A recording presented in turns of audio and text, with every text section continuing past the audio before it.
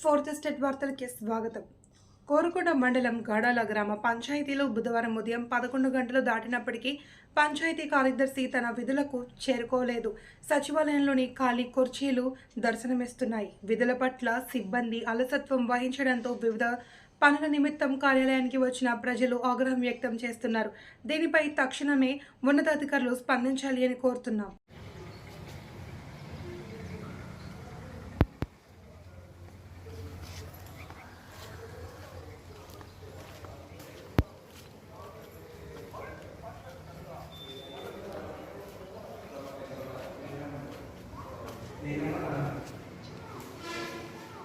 Terima kasih.